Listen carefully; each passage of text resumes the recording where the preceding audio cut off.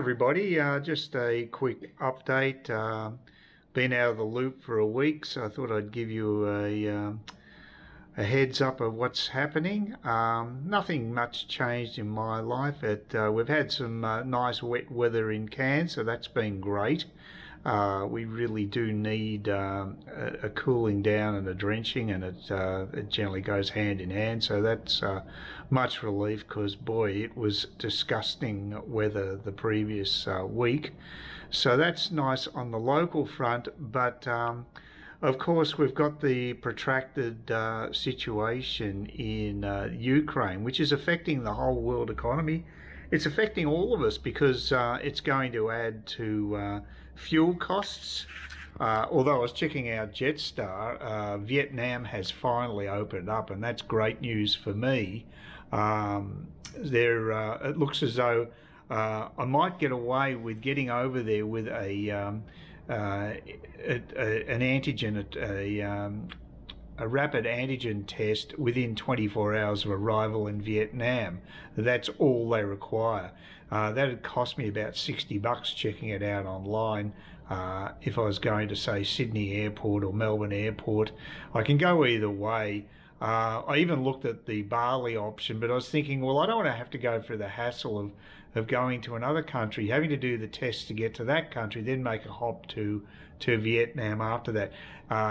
Travel at the moment, you want to keep as simple as possible. So for me, keeping the flights internal from Cairns to a hub in Australia and then a direct flight to Vietnam is a much more sensible way of doing it.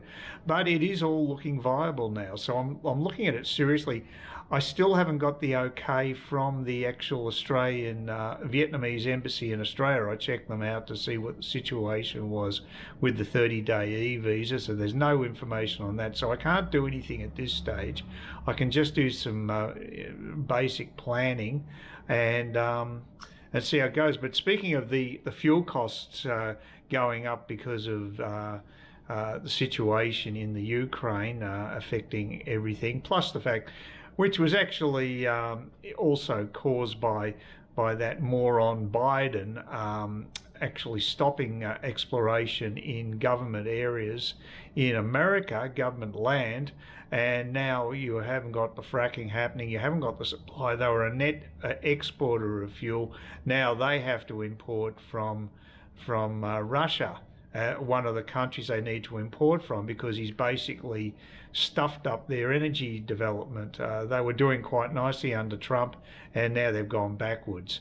So he's really made life difficult for the average American, especially working class Americans who have to rely on cheap petrol to get them to work.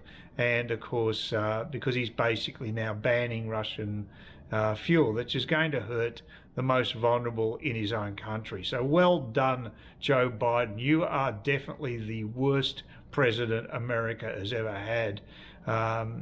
You are not doing anything for your own people. You show you have absolute disregard for the southern border of America, allowing anybody to come into the country, and now because of the fact that America, a punk, and European countries didn't arm Ukraine adequately to repel the Russians initially. Well, it would actually put them off actually invading in the first place. Now we have this situation, an appalling situation, where the Russians are just basically using artillery to level each city. I mean, it's disgraceful. I'd love to see Moscow bombarded, just see how they feel copping the same treatment they're giving to the Ukrainians. It's disgusting. But I also got an incredible insight into what's going on with the Russian army. I've been watching Euronews, DW, which is Deutsche Welle, a German feed, 24/7 French news, to get an idea. The coverage is middling. It's not great, but there's actually a site called the Lotus Eaters, and and I just watched one of their YouTube videos, and it really gave an insight into why the Russian military is doing so badly. Apparently, the Russian military is held in very low esteem in Russian society.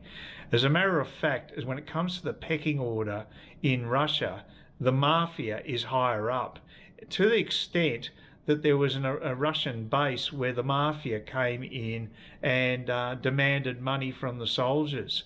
So they're basically acting like the mafioso against military people, and apparently there's not much career progression available in the Russian military, so morale is very low, and they don't promote the most able people because a lunatic like a paranoid lunatic like Putin, who's also a thug, he is worried about having a strong military basically challenging him. The same happened with Stalin, of course. Stalin treated Zhukov after the Second World War, who saved the bloody place to a large extent, saved Russia. He basically gave him a hard time and exiled him in effect. And so there's definite form here. And Putin is just another Stalin. He's just a disgusting, evil piece of human trash. And I hope someone bumps him off. I really do. But there's a systemic problem with Russian society when you can actually have the mafia at a higher level in society than the military. There's something definitely wrong there, and that explains a lot of what's going on the ground there, because the most competent people aren't in control, and and that's why they're very much artillery based as a force, because as foot soldiers they can't be relied on. So when you've got a motivated defensive force like the Ukrainian force is fighting for their own homeland, and you've got conscripts and poorly trained Russians. They're using mercenaries from places like the Chechnya and Syria because their own forces are hopeless. The Russian military is a joke, and it's being shown as a joke. And it must be galling to Putin, but that's good. I want the bastard to suffer. I mean, he's made the people in Ukraine suffer. I mean, this is a complex issue, admittedly. The Russians regarded Ukraine as a buffer state. They wanted it to be a neutral state, and the West should have listened to the warnings. They didn't. And so the West has to take some responsibility here on two fronts, not listening to the real challenge that Putin was making towards Ukraine, and secondly, cutting off arms supplies to the Ukraine in 2018, so they didn't have enough hardware to basically repel the initial thrust from Russia. But I think as time goes on, it's I mean, they're going to have destroyed cities, sure. They're going to have a lot of collateral damage in Ukraine, but I believe the longer this draws out, the worse it's going to be for Russia. And I'm optimistic that I think Ukraine may prevail. I've got no military experience to back that up, but I've just got a hunch that this could be the case. And I think it's quite amazing that places like Germany have boosted their defence budget almost immediately, and they're basically what Putin has ended up doing is fortifying NATO, which is exactly what he didn't want to do. And he may find that he ends up with the Ukraine being a gigantic weapons arsenal on his doorstep. Again, what he didn't want. So hoping it doesn't escalate, obviously, to chemical or nuclear weapons. Who knows with Putin?